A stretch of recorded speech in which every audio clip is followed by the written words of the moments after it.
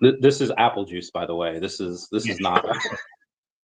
I believe Hey you. everyone, how's it going? It is I, the real Randy Chavez.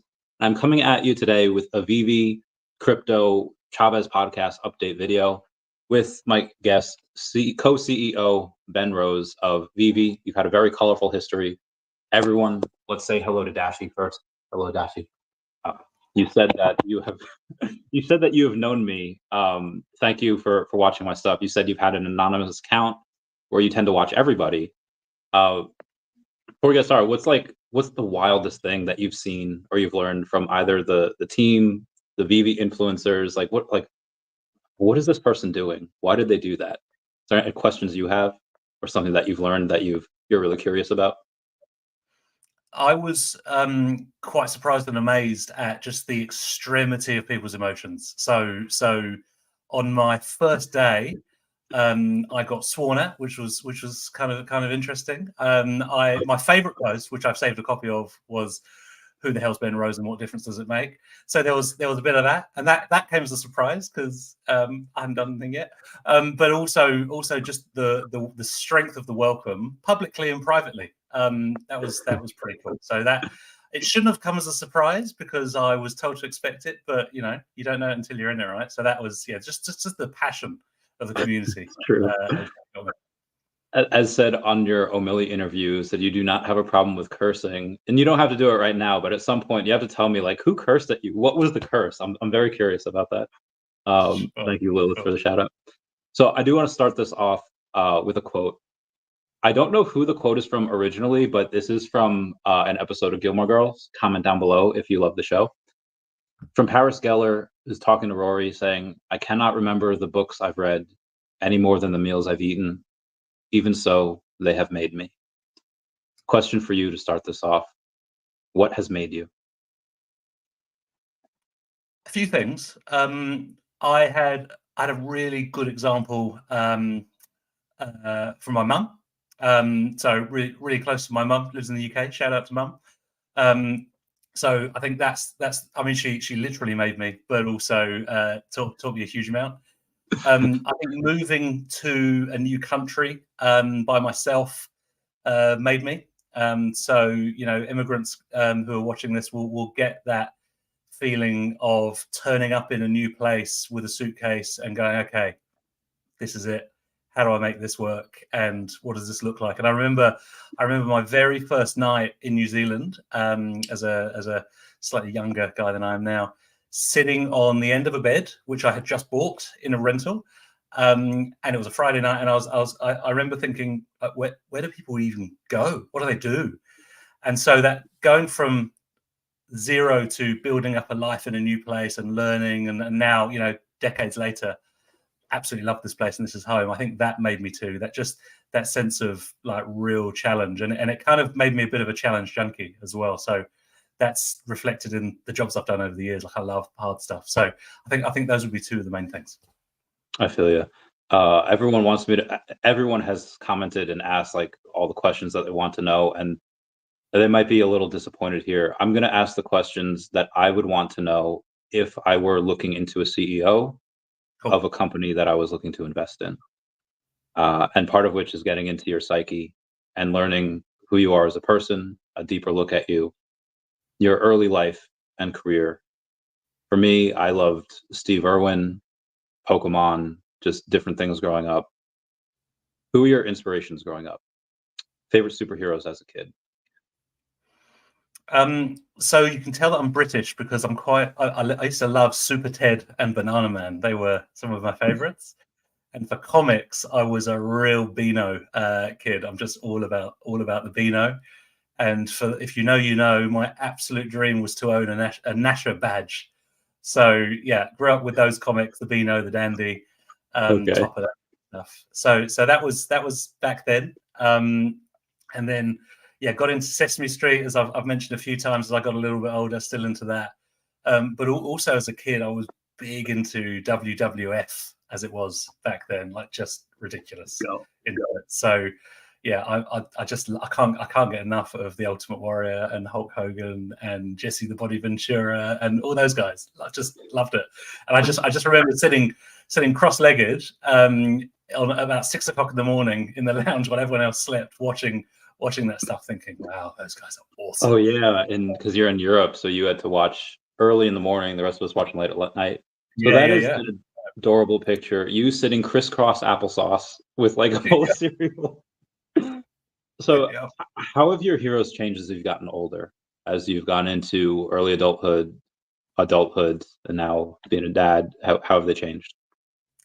So I'm one of the things that I'm really passionate about and just absolutely love is languages. And so as I went through school,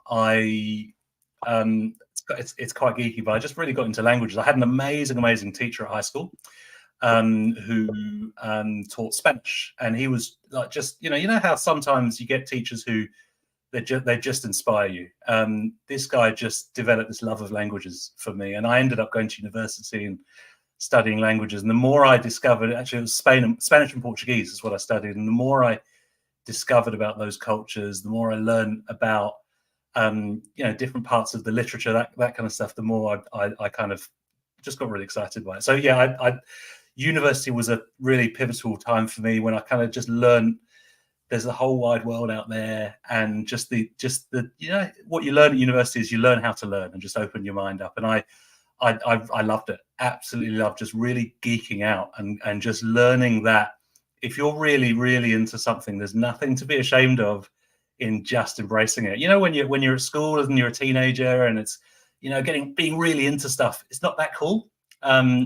I think part of maturing as an adult and certainly finding my tribe at university, as lots of people do, was just understanding, you know what, if you're really into stuff, just embrace it. And so yeah, for me at the time it was languages, and it always has been. I've always loved adding new languages and new cultures to the list of ones that I'm just about okay at. I can see why you love blockchain, because that's essentially a new language. Everything that we have is in the in the Web3 NFT space is a new language. It really means a lot to me that you really value intellectualism, schooling, and all that. In an interview last year, and you had some amazing questions that you asked last year. I don't know if you thought those or you got them from someone else, but amazing questions you had with David last year. You mentioned that you had a teenage daughter with whom you play Fortnite with. Question: what's the best part about being a parent? Wow. There are so many. So I've got 3 daughters. My wife and I have got 3 daughters. Must shout out to my wife because she did the really hard work. But we've got 3 daughters. The best part of being a parent for me is just watching them grow. You know, like those. And it's not just the big milestones, but just the little things as you start to see them turning into people that they as they get older, they don't have to hang out with you. They might choose to, and it starts. They're not they're not babies anymore. They're people. And so yeah, we've got 3 really different, really interesting personalities who are just growing, developing, learning stuff, making mistakes along the way. That's the cool stuff. That's the stuff I really enjoy. That's fun when they choose to hang out with you. They could do anything else they want. They could be anywhere, but they're like, oh, let's hang out with you. That's always fun. Yeah. And look, not always. Sometimes they're definitely too cool for school, but those moments. But yeah, I think it's that seeing them grow and develop. That's the really fulfilling part for me. Yeah. So you, as CEO or as any high-level executive in the company, insane work hours. There's a lot you have to do, especially coming in as a new person. You already have so little free time. One of the things that you do that's on your LinkedIn that says you are on the chair of the Ronald McDonald House. Question, like, why do you spend such little free time that you have doing stuff like that? So for me, what you do with your time is a choice, right? So I think I love what I do professionally. I really get into it. I love spending time with my family, but I'm also conscious that I lead a pretty privileged life. I'm lucky enough to have been born into, you know, a country, a family where, you know, certain things are just taken for granted, and that's not always the case, right? So the work I do with Ronald McDonald, that really fills my cup emotionally. I think there's a saying that really resonated with me that I heard a good few years ago. And I'm pretty sure the guy who said it, a guy called Nelson Henderson, I think he was a Canadian, and he said the true meaning of life is to plant trees under whose shade you don't expect to sit. So Ronald McDonald House Charities globally, and just celebrated its 50th birthday, shout out. They do amazing stuff, and it all came from Dr. Audrey Evans in Philadelphia, who was working in the hospital. There were families there whose children were sick, and the families didn't have anywhere to stay while the children were sick. They were sleeping on floors, they were sleeping in cars, and she knew, and she was the visionary behind the whole thing, she knew pretty quickly that when children are sick, if the families can be with them and help them through it, not only does it help the children get better faster, but actually it's better for the families. And so she actually worked with the local McDonald's. They bought a house, they built a house, and 50 years later, they're all over the world. So my work with them in New Zealand is about helping families whose children are sick be near them when they need to be. And there's a lot of need, there's a lot of stuff that we do, and we work with there's an amazing team of people. So that for me is just, you know, I've got, you know, I'm lucky enough to have some skills. I can contribute them in a way that, you know, makes a difference outside, you know, my professional life. That's a good answer. I respect well, I love the quote, people who plant trees where whose shade they know they'll never sit in. That's actually one of my favorite quotes. That's a great one.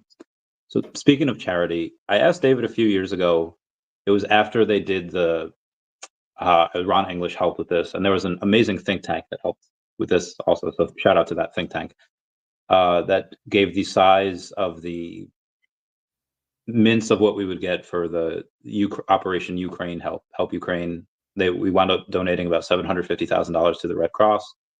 And I asked him if VeVe would do any type of venture philanthropy where they wouldn't have to go in and do these drops for each and every disaster.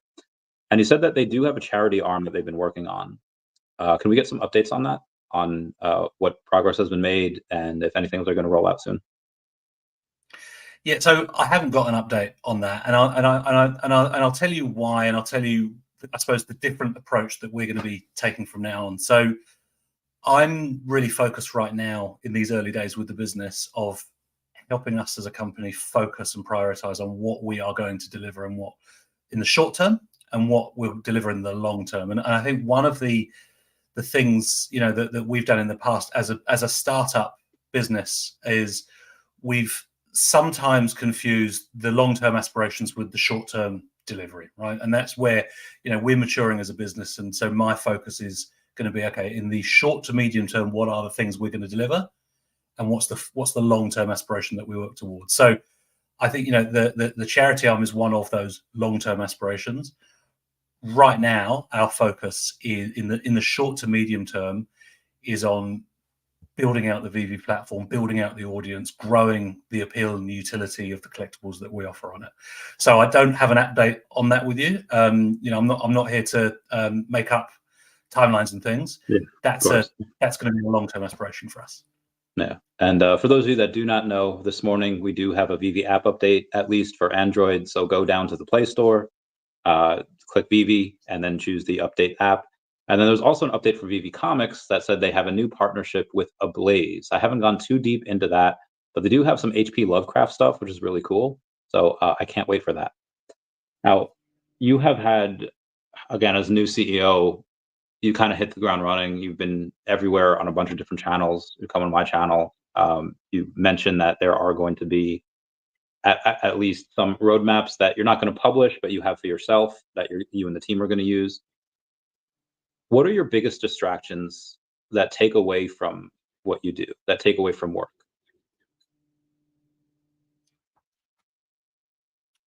I mean, I'm kind of an all-in sort of guy, right? So, one of the things about the VeVe team, you know, this is an international business, and there's so much happening, right? So, this isn't kind of a 9 to 5 sort of role. So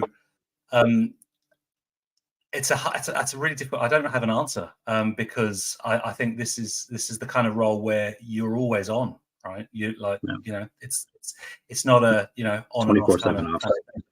Totally. And do you know what? That's part of the reason why I loved it. Why I kind of spoke to David and Dan about it. You love it, yeah. I understand. I've had a couple businesses myself, and they're like your children. You have to nurture them, you have to raise them, you have to do your chores. Totally. And one of the things I think, I've had a few questions from people saying, why did you go from Binance to VeVe? And so the work ethic, that kind of speed of execution and ambition and dedication, that's really consistent across the two. I think for me, what I really found appealing about VeVe, first of all, it was David. I met David, and he's an impressive guy. He's done lots of cool stuff. He's doing lots of cool stuff, but also he's a good human. Like, he's a good, ethical, quality human being, and I just connected with him on a personal level. But also, I just really like the ambition of where the company's going. And so when you're when you work at a big global corporate like Binance, there's some pros and there are some cons. The pros are you do big stuff and you get to learn a whole lot of different skill sets and work with really high profile partners and regulators and media and all that kind of stuff. One of the cons, and this is working in any corporate really, is you're a salaried individual, you're a cog in a big machine.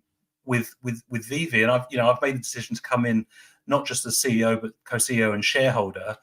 I think this business has got amazing growth potential, and I want to be part of that. And so in buying into the business and taking an ownership stake of it, that's me saying, hey, look, I'm not just here to for the ride, to benefit from what you guys have done. I'm here to add value. And let's grow this thing together. So that's that you don't do that stuff with a 9 to 5 clock on clock off kind of mentality. So that's why I'm here, and that's what I loved about it. It's another thing I wanted to ask you about. In the gaming world, there's people like me that love every aspect of Pokemon gaming, from starting the game to catching your first Pokemon, raising them, evolving them. And then there's the other set of people that love the post game. They love catching the legendaries. They love breeding. They love doing all these things that you can't do at the beginning of the game. And it seems that in your career, you've seemed to essentially beat the game. You go to each job, you accomplish the missions that is set forth in front of you, go down that path, and then instead of doing like a post game, instead of doing taking it one step further to raising the Pokemon to level 100, what you do is you restart. You go up to another job, you go to another career at another company. And you recently built up Binance Australia to over 1 million users, which is bananas. So to an outsider, it might look like you're taking a step down when you're going to VeVe when it has, 15,000 monthly active users. So how do you see it? How do you explain that? So when I started at Binance, with Binance New Zealand, I was employee number one. So it was me and a laptop going, okay, how the hell do we do this, right? How do you build a financial services company? How do you build a tech platform? What does that mean from a marketing, compliance, legal, all that stuff? And so startup. I love the challenge of startup. Then to do that, then to help out and go and take over the Australia team, which was existing before me, had some challenges that I worked with the team to kind of overcome and keep growing it. It's just the common thread between all of those is a challenge. It's hard stuff. I think in my life when I've worked on, started off my career in advertising, the accounts I loved working on were the ones where people would go, why would you do that? How do you make tires interesting? How do you make margarine interesting? But if there's a business challenge, it's fun. If you can look back and say, you know what, when I started in that role, the problem was X, and then when I left it, the solution was Y. That's pretty cool. Some of the jobs I've done in the past where the job is more, hey, this thing's awesome. Can you just look after it and not break it? I find that boring. That's not me. I'm not going to add value there. So yeah, for for VeVe, I don't look at this as a step down in any way. This is a big step up. This is going from being GM of a small part of a global business to being co-CEO of a global business. And, you know, all my previous roles for me have led to this point. But I just look at this as a genuinely as a real honor. Like there's a Maori word that I quite like, which is kaitiaki, which means a guardian. And for me, CEO's role is being a guardian of the community, the business, the value, the proposition, all of those things. And so for me, genuinely, it's a massive honor that Dan and Dave have, you know, put that trust in me to say, look, we have built this thing over the years, blood, sweat, and tears. We've given everything to this, and now we're going to trust you to help us take it to the next level. So that I take that as a real privilege. And so, yeah, it's a massive step up for me, not the other way. I also am happiest when I'm building something. Coasting is fine and it's fun. You get to do things that you wouldn't normally do, but building something is where I'm happiest as well. So since you've joined, what's changed about the company since your initial interview, since you've joined, and now? What have been the biggest changes that you've seen so far? So before I came in, I was really clear with David and Dan about what the sort of thing I would do coming in and where I thought I would add the value. So I've, you know, moved pretty quickly from day one. So the real focus, I think, where I can add value to what the team have built already is helping them focus, prioritize, and be really, really clear about what we're going to do and how we're going to do it. So none of that stuff has been visible externally. It's all internal. And most of my job is internal with the team. But we are working through right now a very, very focused business plan, which aligns every single person and team in the business to very specific goals and outcomes. So where we've succeeded and over the years and grown, it's been through the ambition of our founders. And all startups, you know, you need that energy and you need team members who are super broad, super passionate, and will just get stuck in and get stuff done. And we've done that. We're now at the point where, you know, we've got some battle scars, we've had some wins, we've had some not wins. Now we go, okay, now it's about how do we scale this business, and you scale through focus on execution. So yeah, the big changes have been internally with me, you know, with our exec team, with our lead team, being very, very clear around what the expectations look like, being very clear that we're gonna move to a real high performance model, and understanding in depth what every single individual team and part of the business is working on, so that we can prioritize and deprioritize and make sure that we meet our commitments and we deliver stuff that's really gonna make a difference. So speaking of the team, you give a lot of credit to the team. You said yesterday in Comics and Crypto's podcast that they released, he said that you have to give credit to the team. They're crazy intelligent. It seems to me that everyone has a couple different personalities. Like myself, there's one that you put on camera, there's one that you give to the people around you, and there's one personality that you tend to keep for yourself that you don't really tell anyone, save for when you're alone, maybe with your dog. When you go and you talk about the team, how do you do, like, as a leader? Do you come in and be like, hey, I've worked for companies where it's do or die, and now you have to crack the whip?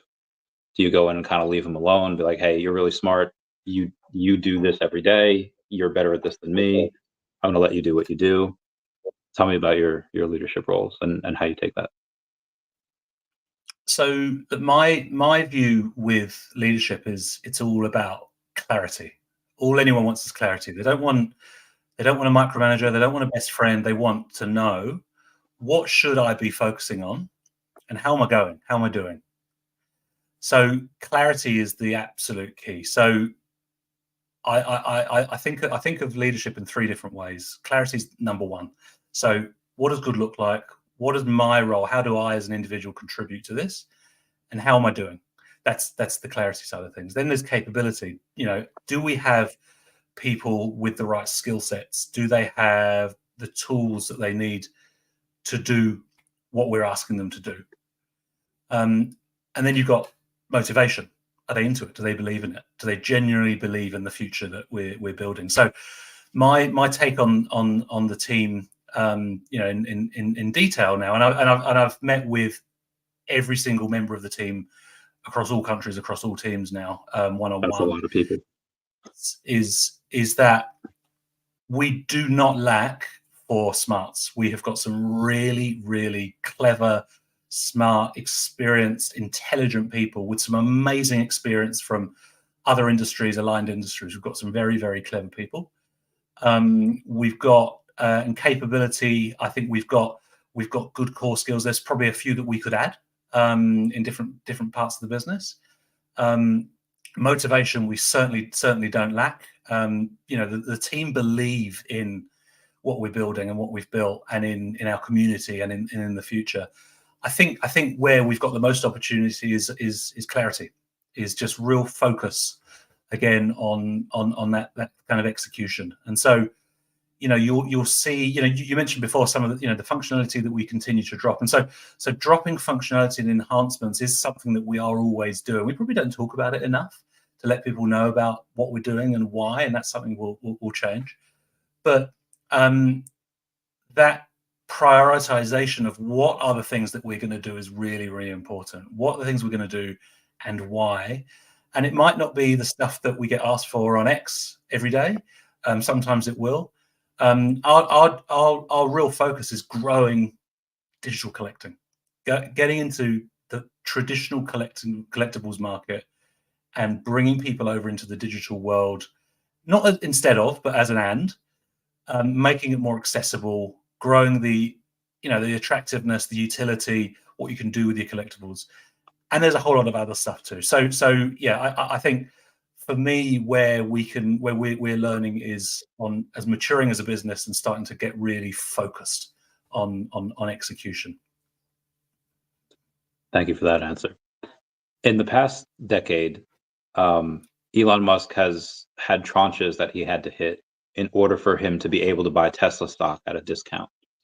You mentioned before that you came in not as just co-CEO, but as also partial owner of VeVe.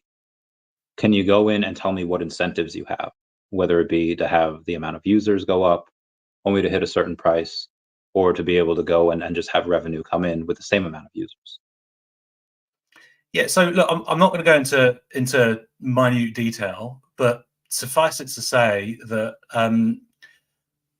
I benefit if VeVe grows as a business and is more valuable. So that's what it's all about. So when you're incentivizing team members, you need to you want to align them with the right things. And so what's the right thing is to grow this business. We've got shareholders who have trusted us and put their capital into this business. We owe it to them to grow. We've got a community that has been so loyal to us through good times, bad times, and everything in between. We owe it to them to grow it. So for me, I'm not just here to do a 9 to 5 and kind of leave things as they are. I'm here to radically advance this business, and we've got the team to do it. We just need to be really clear on how we're going to do that and where we're going to play, and we're doing that right now. So far, I've heard nothing negative. I don't think anyone would question your work ethic, but let's see where that goes. I just mentioned Elon. He had said before that the U.S. government, in the form of taxes, they take money away from people who are really good at capital allocation, and they give it to people who are not good at capital allocation. So as co-CEO of VeVe, where do you think the most important place to allocate the company's capital is? Well, there are two. I think our product and the engineering side of our business is absolutely number one. But then there's marketing and growth, and you can't do one without the other. Build it and they will come. Only works in a movie with Kevin Costner. I think we got to make sure that we've got the world's best digital collectibles platform, and we stay ahead of that, and we invest in R&D. but also we've got to make sure that we are playing a role in growing awareness of digital collecting in the space, and so that takes investment in marketing and comms and all of those sorts of things. So I think there are two, and then of course there's all of the other things that are really important go into everything that defines what we do, the product management, the design, the running the business. So it's all important, but I think the two pieces where it really the rubber hits the road is developing your platform and then promoting the proposition more broadly. So there's been you mentioned before that one of your ways to grow is to get new users, and you've had, I think it's Comics and Crypto podcast, or maybe the O'Malley space. You've mentioned that one of the most important parts before you build out the development is the R in R&D, is in research. So network marketing is worth about $180 billion per year. Are referral codes part of your plan to grow users and tap into dormant content creators, or do you have a better plan to stimulate that growth? So yes is the answer. They absolutely are. So our marketing team are right now working through a number of different plans. That is absolutely there. I think if you think at a high level about us as a business, if your objective is to grow active users, there are two places that comes from. One is the large base of former and current customers that we have, and dormant customers. So what can we do to really activate that? What can we need to understand, why and how people have stopped engaging, where they were on their journeys, what we know about them from the data that we have, because we know, we do have a decent amount of data on individuals in terms of the collectibles that they're interested in, the things they've looked at, the behaviors on the platform. And then there are those who are collectors in that $475 billion industry, collecting other stuff, but might not have considered the tokenized version of it. So we got to play in both of those places. So the data is at the heart of absolutely that, and we've got a great research team. We're doing some good work. I think we can do more there. But yeah, there's lots that we are doing right now to really understand both sides of the coin. I'm so glad to hear you say that, because referral codes is what made Earth2. That's what made them have the most successful Facebook marketing plan ever, where they went over, they raised like $100 million with that. That is something that I think is going to behoove VeVe in a way that I don't think can be quantified right now.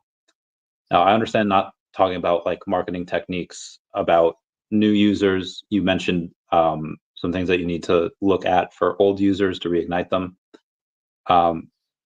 But let's talk about licenses for a second. I asked David a while ago, maybe like a year or two ago, whenever Recur had announced that they had, declared bankruptcy, and I asked him about those specific licenses, and he said that he was already working on them. So now that it's a few years later, which license from them are you most excited to see on VeVe? I'm not going to talk about specific IPs, but I will tell you. I'll tell you exactly how it works. Okay. With David and I, and this is definitely to the benefit of the business and the community. So David's focus is on building the ongoing and future pipeline of licenses. So working with existing ones to broaden out the properties that we've got, and working with new publishers, new licenses. You'll see some being announced in the short term, but there are ones that we're working on right now that won't be announced for a year or 2 years, because there's a long route to go. So his focus is on that mid and long term. My focus is on the short and medium term. Yeah. So I'll give you an example. Is right now we've got the team over in New York getting ready for Comic-Con. David doesn't get on the plane back unless he's got new IPs signed up. They might not be launching tomorrow, but we'll start working on them. That's what we want him to be focusing on. That's what he's great at. That is where we want him to be for us as a business. And so yeah, that's exactly what he's doing right now. My focus is on running the team and helping the business execute on that stuff in the short and medium term, so that we build the runway to get there. I didn't realize David had criteria for returning home. he has to go and get.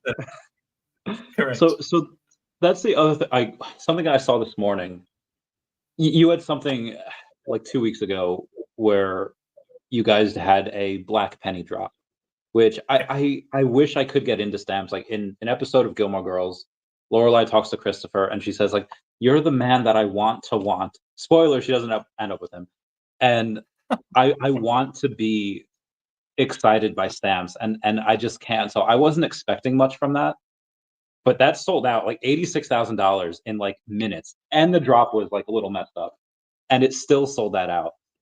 That was really impressive.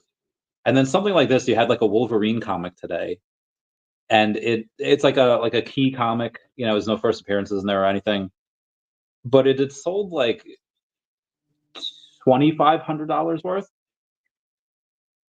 Is there any rule or any like Mason Dixon line saying like, "Hey, a drop has to do this much, or else we don't do it anymore"? And are you telling like David like, "Hey, you have to sign an IP with this many users or this many followers, or that doesn't count"? So yeah, so the criteria that we have around IPs is first prize is it's going to bring new audiences into digital collecting. So if we can do first time digital collectibles for this IP, that's amazing, because then that grows the overall space. We do look at metrics like their audiences, that the popularity. I think one of the areas I mentioned before that we need to mature at is use of data and analytics going forward, and that applies to our drops as well. Our drops and the mechanics and the IPs and the timing, and we're working on that. The team are working on that actively right now. I think where we saw the success with Stanley Gibbons, that was really exciting for us, because that is a first time that they've really played in that space as an organization. Like this, that's almost a 200-year-old organization.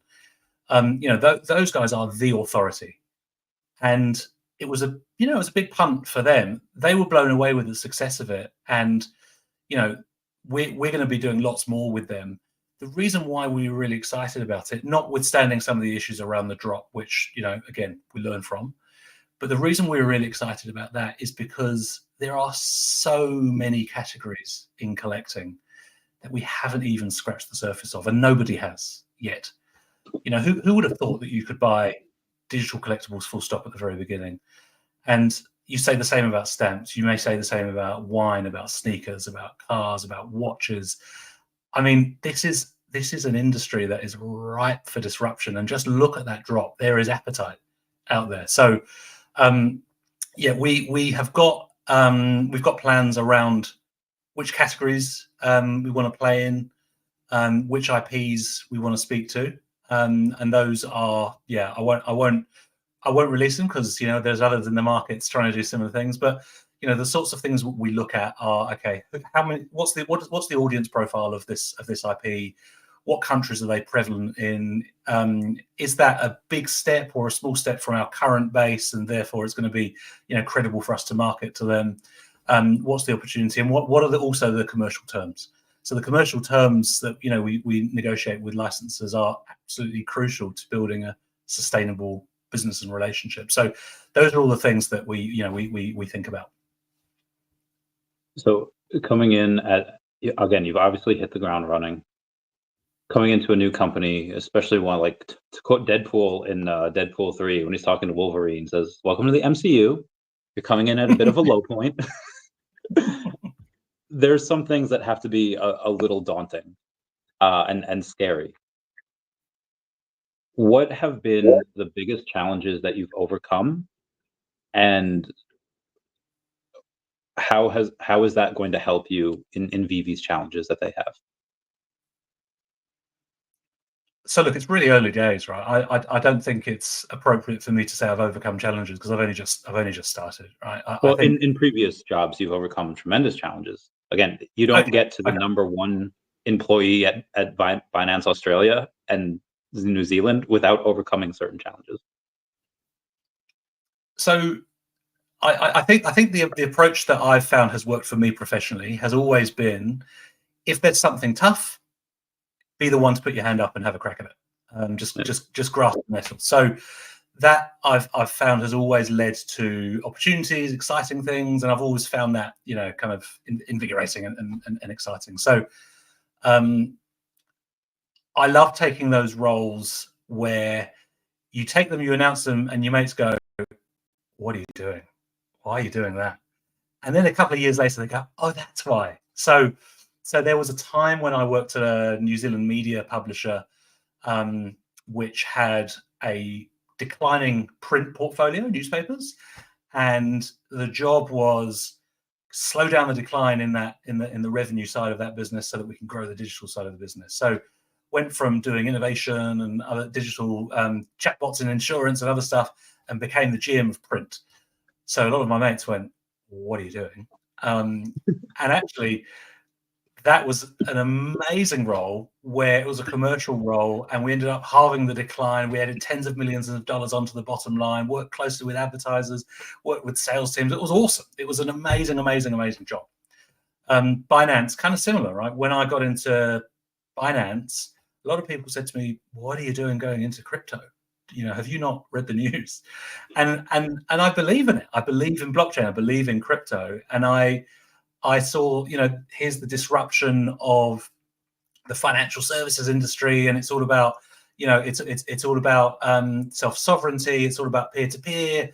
I love the innovation. I love the disruption. And fast forward, and all of a sudden, we've got Bitcoin ETFs and ETH ETFs, and the NBC News is running tickers with the price of top 10 coins.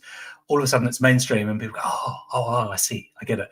So that's the stuff I love. And so when I announced I was going to VeVe, a lot of people said, "Have you not read about NFTs?"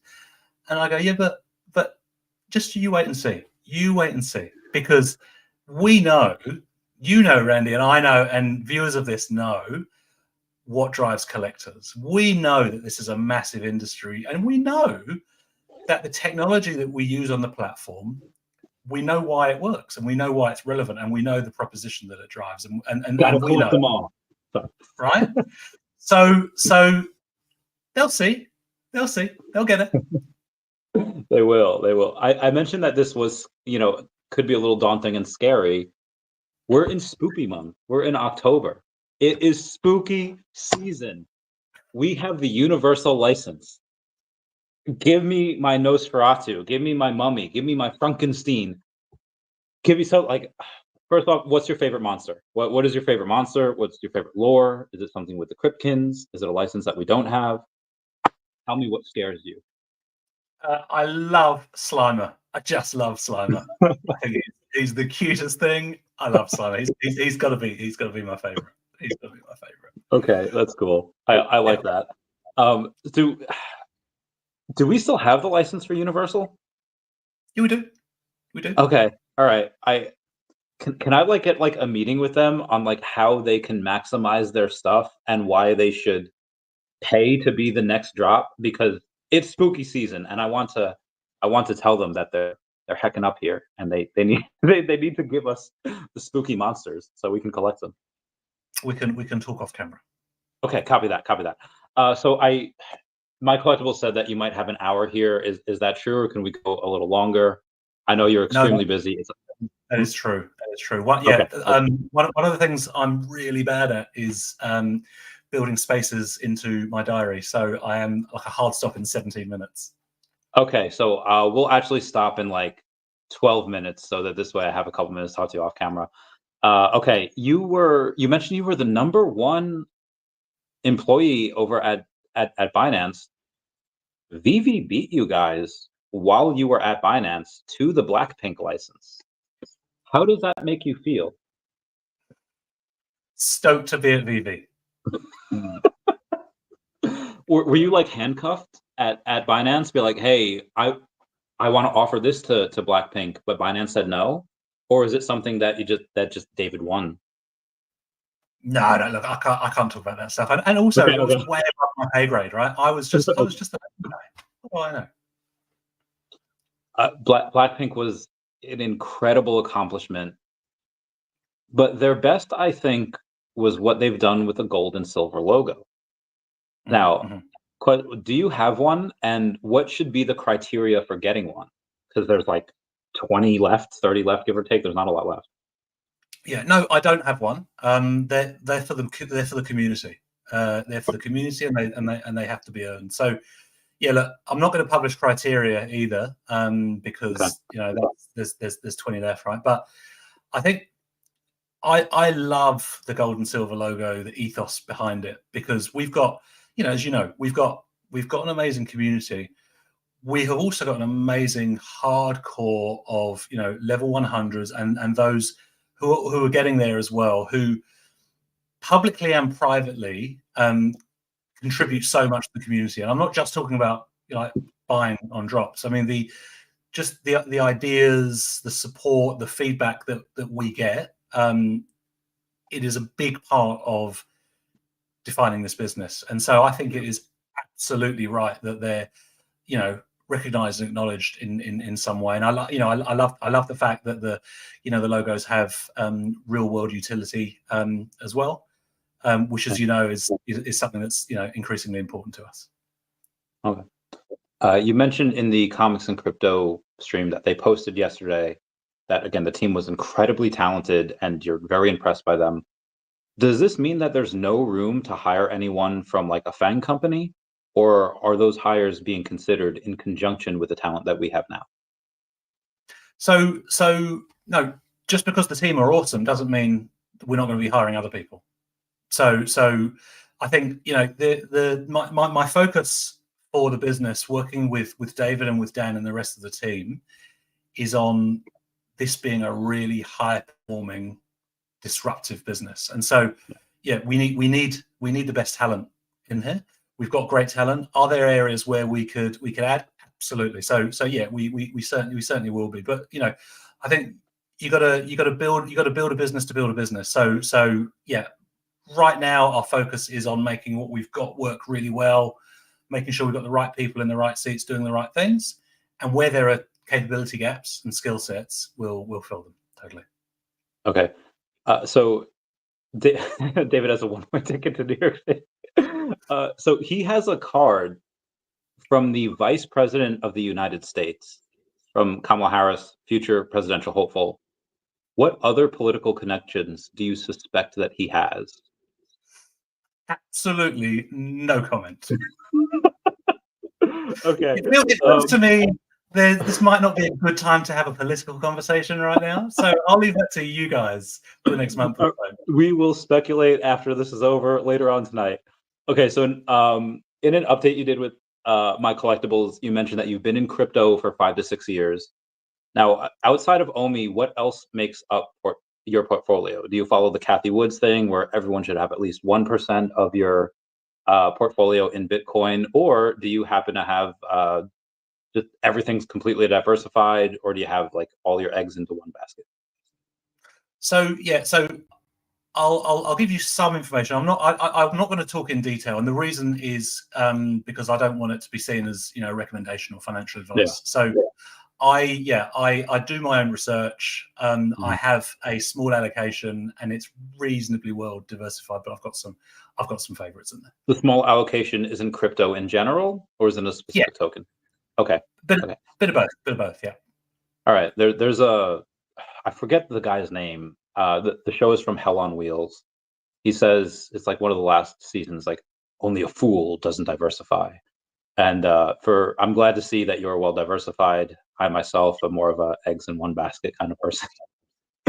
I don't have a ton of time left. All right. So in an update on the VeVe app, this was 2 years ago on the VeVe app. This is before your time. VeVe included ESPN and National Geographic in their Disney Parks, Experiences, and Product tab. Which one of those comes first? Hey, I don't have a view on that at the moment. I'm I'm a month in, so yeah, I won't make up an answer. I'll just I'll let you know. I don't know. Copy that. So again, we have a couple minutes left. There is a question from the audience, Turtle, saying, what is the competitive advantage for VeVe to remain headquartered in New Zealand? Very good question, if I say so myself. So we don't really think of it as headquarter, to be honest. So about half of our staff are in this part of the world, and the others are split between US, Asia. So I think that the one advantage of having a number of executives in the same place, wherever it might be, is the ability to physically get together and work through gnarly issues. But we're a distributed business, so yeah, I mean, we don't really think of it as a strategic advantage. It just happens to be where our founders are based. Most of the activity we do would be in other markets. Okay. So there has currently been in the VeVe job section, if you go on like LinkedIn or the internet, you guys are not currently hiring anywhere. Where is the next place that you guys are looking to grow? So I'm not going to let you know just yet because we're working on it. What we're working through internally is, I said before, a really focused execution plan. And so over the next not very long, we'll have some real clarity on where we might need additional resource and where the gaps might be. So I think what's really important when you come in new to a place, you certainly don't have the answers. You need to listen and learn and understand. So right now we're assessing exactly who we've got, what we're doing, and then we can be really, really focused on where we might need to uplift or add. Okay, I understand 100%. Last question: what is love? How do you define it? Love is caring more about another person than you care about yourself. Bo Burnham describes it as love is getting real comfortable and peeing in the pool, and also love is real life porn minus all the things that make porn cool. Is he also correct in his statement, or do you think there's different ways to interpret it? I'd have to check with my wife first. Okay, let's end it here so that this way we could talk for a couple minutes off camera. Is there anything before we go off that you want to say to the fam, the fudders, the people who are on the sidelines that haven't commented? What do you want to say to the people of the world as this podcast grows and as this interview grows? So I'd like to say, sometimes some of the comments that I see, people are assuming that the team aren't doing anything, they're just kind of sitting around, and I want to reassure you there is so much focus on enhancements, improvements, on roadmap. Have we done as good a job as we could have in prioritizing it? Maybe not, but that's where we're focused going forward. So I think keep giving us the feedback of what you want to see. Keep giving us the feedback of what you want to work differently. I can't promise that we will take a comment on X and implement it the following day, but I can assure you that it will be considered and go into our mix of of focuses to consider. So yeah, please rest assured that we're here to grow. We're here to grow with you, and we're here to keep on being the leader in digital collectibles. Copy that, Ben. Thank you for your time. We'll go over a bunch of stuff in the after show. Everyone say bye-bye to Dashi. Thank you. Bye-bye, Dashi. All right. I love you all. Thanks, Ben. Stay on. See you guys.